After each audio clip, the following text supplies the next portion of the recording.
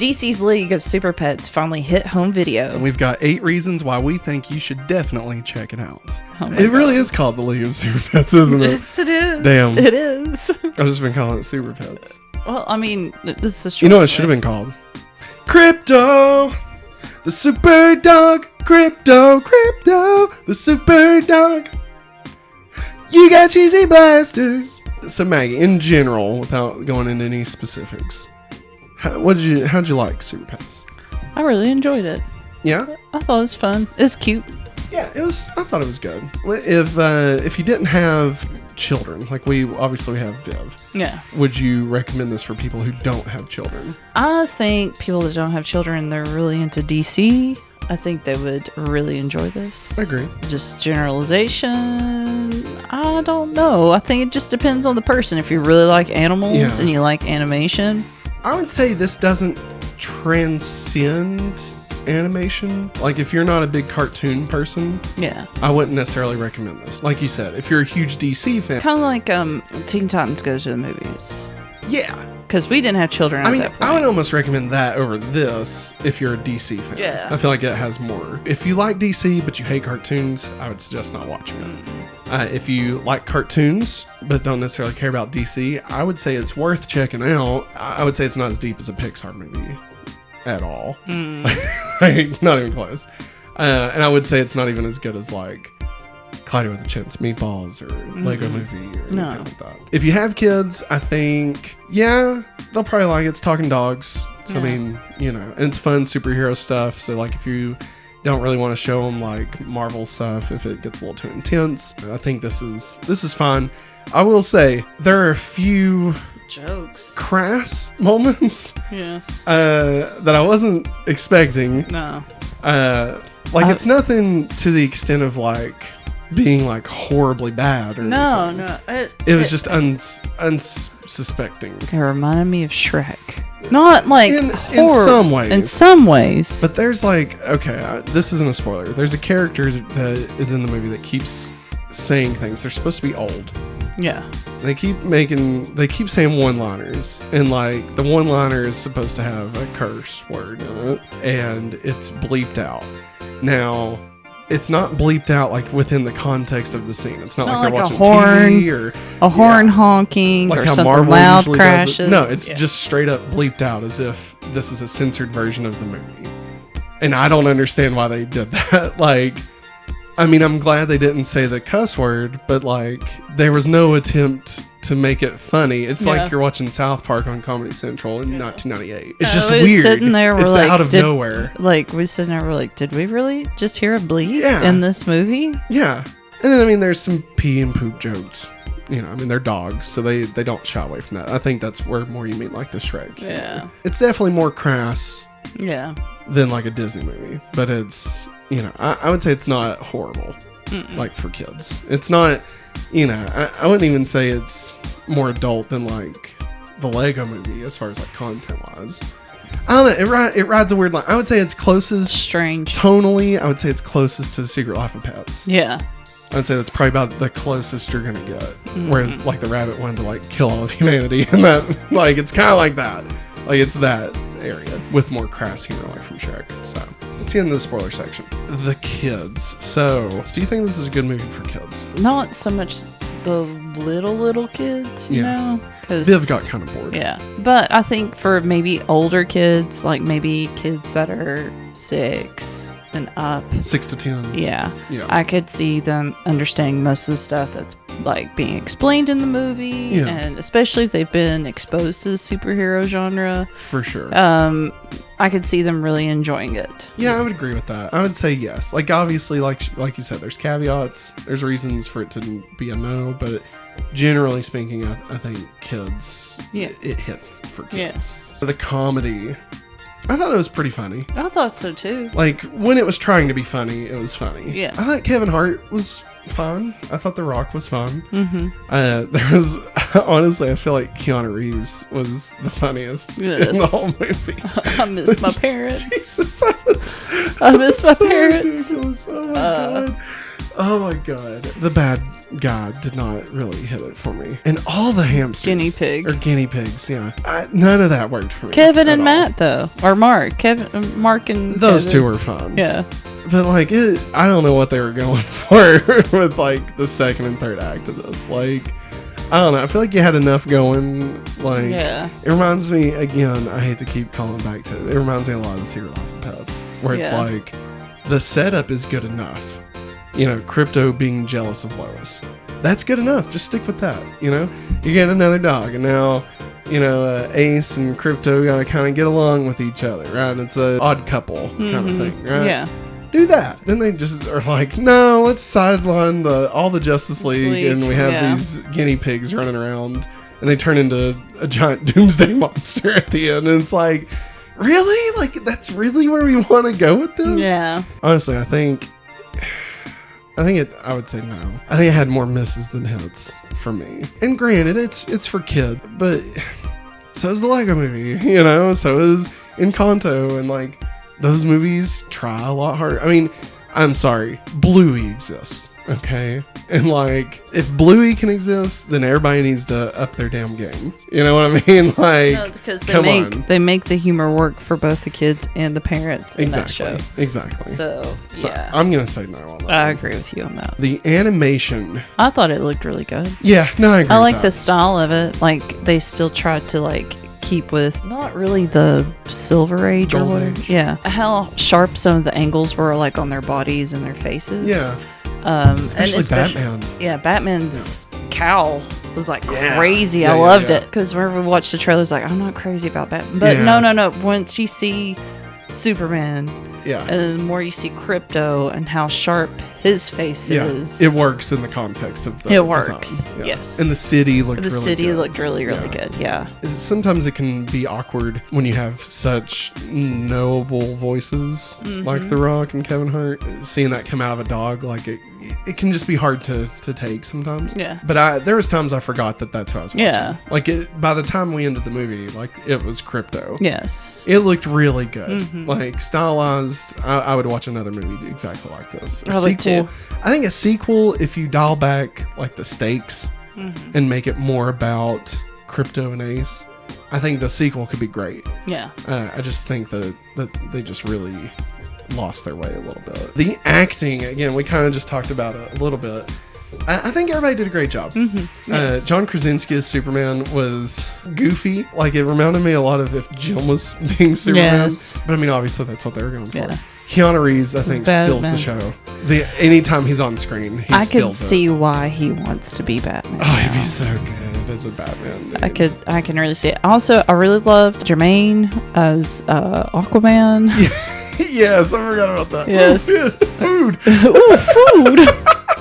Like, they made his feet so strange looking. Yeah, but like, when he first started talking, I was like, oh my god, that's the guy. That's the guy from Men in Black 3. The guy from... The fact that's what you call him. I know. I mean, but I get it. That's the first place. And I can't think of the name of the show that he was... Fly the Conchords. Yeah, that's what I'm thinking. And Shiny, he did. Moana. Yeah. So, yeah. I noticed his voice right off the bat, so... The guy that played... Is it Alfred Milano? Yeah. That played Doc Ock. Yeah. As Jarrell. Yeah. I thought that was fantastic. And Doggo. The acting was really good. Kate McKinnon is the evil guinea pig. Once I knew it was her, I could totally pick it out. But before that, I couldn't really figure out I told you, I thought it was Babs Bunny. Oh, yeah. The whole entire time, I was like, is this Babs? Like, it was, but they all did really good. I'd say yes on that one. The references, we've touched on a few here. I'm going to just come out and say, hearing the themes to both Superman and Batman was fantastic. It was. I had a moment where I like covered my face, like covered my mouth, and was like tearing up because like I was not expecting us to actually get Superboy, like little baby Kal-El, being sent from Krypton, and Krypto actually jumping in the ship with him. I just wasn't expecting that. Like, I didn't know exactly how they were gonna do it. But like, I love Krypto from the comics. Just something about Krypto I just love. I love the idea that there's a super dog, right? I've made fan films about Krypto in the past, using my old dog, Coco. He was a little Shih Tzu.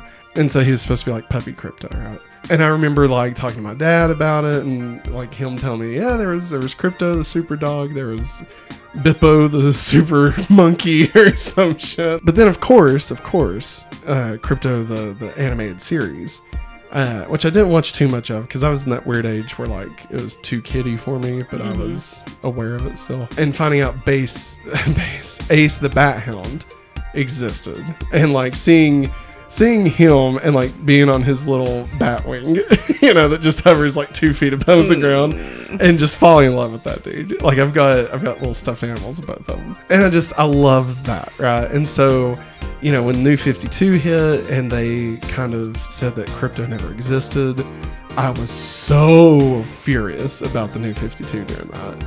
And then they actually did end up bringing him back.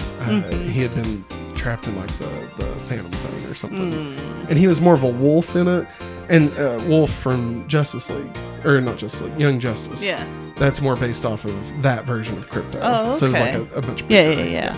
Anytime Krypto comes up, I'm a huge fan, and I had kind of forgotten about that. Just there's not really been a lot of Krypto stuff. Marvel's been more in my thoughts, and we've not really watched a lot of DC stuff with Viv. And so I've just not really been thinking about Krypto for like 5 to 10 years at this point. And so when we start the movie and it's little puppy Krypto with baby Kal-El, I mean, it hit hard, man. Like it hit me freaking hard, and I was not expecting that. Like, just not expecting it all. And then of course, you bring in John Williams' score, and it's like, I'm done. Like, you've won. You've already won me over. So I love that. I love Dog L, which is just Dog L, which is Krypto with a mustache. I loved it. So great. It's so stupid, but I loved it. There's so many references. There's Ferris Air signs. Yes, and when they were downtown, Big Billy Burger.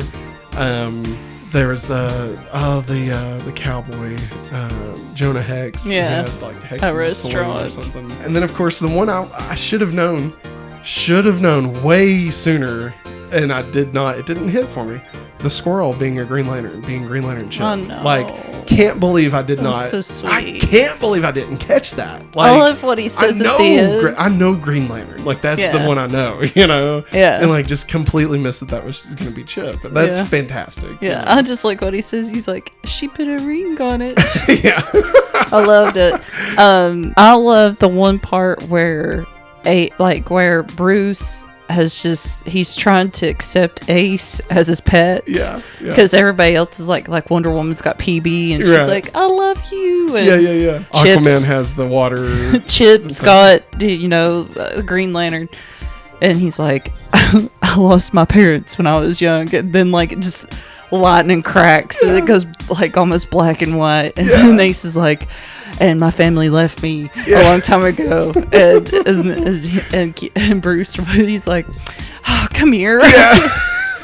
That was my favorite. I just like how they panned it, like the side, the profile images. It was hand-drawn, like something you'd seen in a comic. Yes, I loved it. No, that was really great. Yeah. I loved that. I loved seeing that. No, I loved all of the references except for one. Just made me roll my eyes so hard. So post-credit scene. Wonder why. We're in the spoiler section. So the post-credit scene, if you've not seen it, but if you want to know. So Superman and Krypto are playing fetch, I guess. Here comes Black Adam with his dog that looks like Black Adam. That looks like Krypto, but with Black Adam's coloring. Yeah. Also voiced by The Rock. And Black Adam looks like The Rock. Like he's got his same facial structure. And like Superman turns to him, he's like, oh, hey, Black Adam, what's going on? And then Krypto and Black Adam talk, and Black Adam, or Krypto and Black Adam's dog, I don't know what his name is. I think he calls himself Black Adam. He might. And he's like, I'm an anti-hero. And he's like, well, anti-hero is the villain. Is a villain, because an anti-hero would be the villain. He's like, no, they're like a hero, but cooler. We make our own rules. Oh my God. And we break them. It was just, I hated it. It was cringe. It was awful. It was cringe. Like, I know why they did it, obviously, but like that to me, that's what scares me about The Rock having his hand in creative at DC, because it's like, are we just gonna shoehorn Black Adam into everything? You know, you could have brought in Harley Quinn with her hyena. Yeah, you could have done anything. They could have done anything. And I know, like, people are probably, I'm probably judging it way too harsh. And maybe if like the story of The Rock being in creative and stuff, maybe if we hadn't heard that yet and watched this movie when it first came out, maybe it would have felt a little different. You know? But like, just, I don't know, it just felt forced. You know, like if The Rock wasn't playing Black Adam, this scene wouldn't exist. Yeah. And like, I don't know, like. There's a lot they could have done, but like that's the one thought that stood out in my mind. Like you could have done Harley Quinn with her hyena. Yeah, that would have been great. That would have been really funny. Because I mean, that happens in the comics. Because she does get a hyena, but like it doesn't have no powers whatsoever. It's just a hyena. I haven't brought this up, but Mercy. You've kept talking about Mercy. Since we watched it. Oh, it was awesome that they. I mean, she always stood out in my mind as a kid whenever I watched Justice League, or not just. Well, yeah, and the Superman cartoon, series, that Lex had basically this bodyguard woman. Yeah. And I know she was also his driver too, but like, I mean, you're right. She was like new martial arts and stuff. Yeah, but I really like the fact that she showed up in this. Yeah, I really like that. I thought it was cool. Yeah. So I think we're both agreeing references short of a Black Adam would be a yes from both of us. All right. So that is the 8 reasons why we believe you should watch the Justice League of Super Pets. Screwed it up. What do you think? Let us know in the comments below. That's right. And if you'd like to hear conversations like this even earlier, be sure and check out the Hopefully Awesome show that drops every Monday on YouTube and podcast services. I'm Matt. And I'm Maggie. And we are Hopefully Awesome. That's right. Thanks for watching. And as always, have a hopefully awesome day. Bye.